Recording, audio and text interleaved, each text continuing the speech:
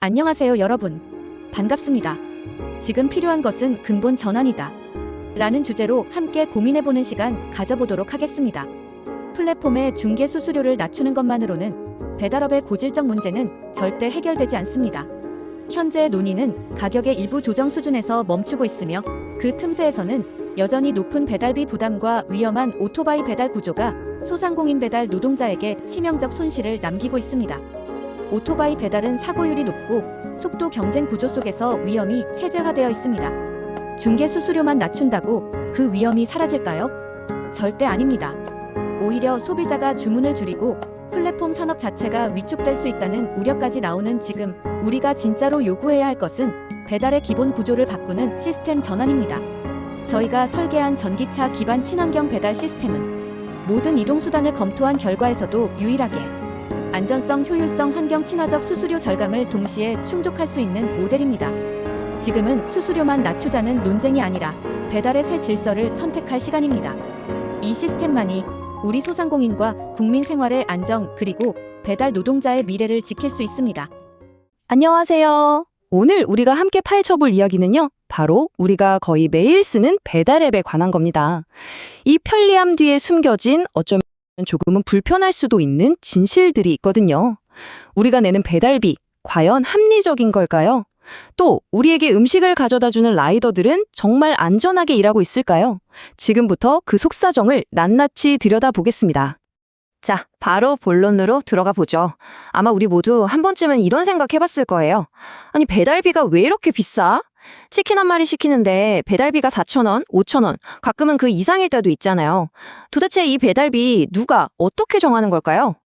이게 그냥 소비자들의 불평불만 수준에서 끝난 게 아닙니다. 보시는 것처럼요, 배달 플랫폼 대표들이 국회 국정감사에 직접 불려나갈 만큼 아주 큰 사회적 이슈가 된 거죠. 우리가 매일 쓰는 앱 하나가 온 나라의 관심사가 된 겁니다. 그럼 첫 번째 이야기부터 시작해 보겠습니다.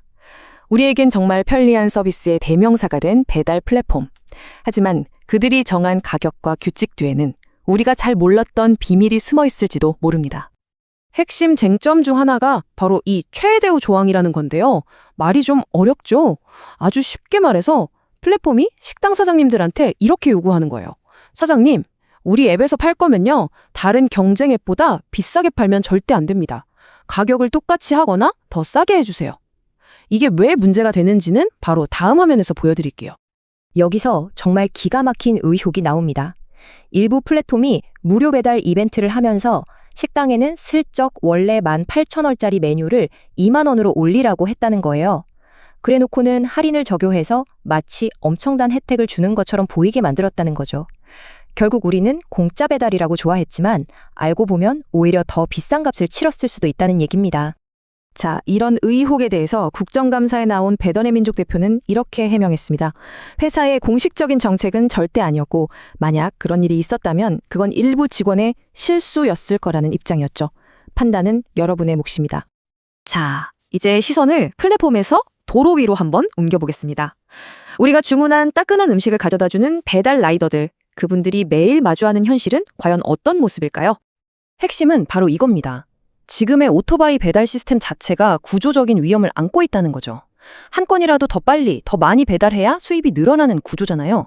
그러니까 이 속도 경쟁 속에서 라이더들은 항상 사고 위험에 노출될 수밖에 없는 겁니다. 이건 라이더 개인의 문제가 아니라 시스템 전체가 만들어낸 체제화된 위험이라는 지적이 나오는 이유입니다. 엎친 데 덮친 격으로 이런 상황에서 배달의 민족이 시범적으로 도입한 새로운 라이더용 앱 로드러너가 또 다른 논란의 중심에 섰습니다. 이 앱이 라이더들의 근무 환경을 더 나쁘게 만들 수 있다는 우려 때문이죠. 두 앱의 가장 큰 차이점이 뭐냐? 바로 자유입니다.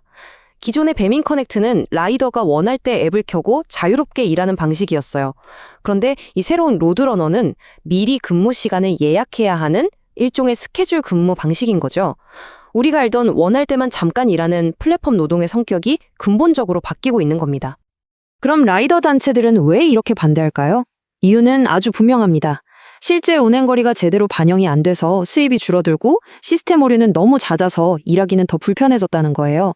결국 기술과 근무 방식의 변화가 라이더들의 부담만 더 키우고 있는 셈이죠. 자, 그럼 이 복잡하게 얽힌 실타래 어떻게 풀어야 할까요? 첫 번째 해법은 바로 수리입니다.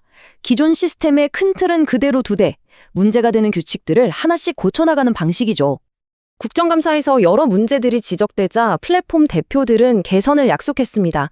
라이더 앱의 문제점도 보완하고 또 사회적 대화기구에 적극적으로 참여해서 여러 사람들과 함께 해결책을 찾아보겠다. 이런 입장을 밝혔습니다. 하지만 여기서 근본적인 질문이 나옵니다. 과연 이런 부분적인 개선과 약속만으로 배달 산업이 가진 고질적인 문제들을 정말 해결할 수 있을까요? 그래서 등장하는 두 번째 해법이 바로 재건축입니다. 낡은 부분을 조금씩 고치는 수준을 넘어서 아예 판 자체를 새로 짜야 한다는 아주 강력한 주장이에요. 배달 산업의 구조를 뿌리부터 바꿔야 한다는 목소리죠. 이 주장의 핵심은 이겁니다. 지금처럼 수수료 조금 낮추는 식의 땜질식 처방으로는 라이더의 위험한 노동 환경이나 소상공인의 부담 같은 근본적인 문제는 절대 해결할 수 없다는 거예요. 그저 임시 방편일 뿐이라는 거죠. 그래서 나온 대안이 정말 흥미로운데요. 바로 전기차 기반의 새로운 배달 시스템입니다. 위험천만한 오토바이 대신 안전한 초소형 전기차를 쓰자는 거죠. 여러 주문을 한 번에 묶어서 배달하니까 효율은 극대화되고 당연히 친환경적이기까지 합니다.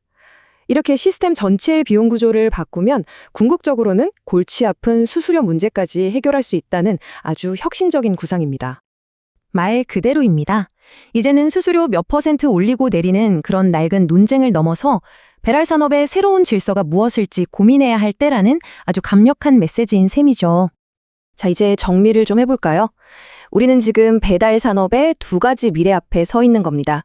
하나는 기존의 시스템을 유지하면서 문제점을 하나씩 고쳐나가는 길, 그리고 다른 하나는 기존의 판에 완전히 뒤엎고 완전히 새로운 시스템을 만드는 길이죠. 그래서 마지막으로 이 질문을 여러분께 던져봅니다. 우리에게 필요한 건 낡은 집을 조금씩 수리하는 걸까요? 아니면 아예 허물고 더 튼튼하게 재건축하는 것일까요? 배달 산업의 미래, 여러분은 어떤 그림을 그리고 계신가요?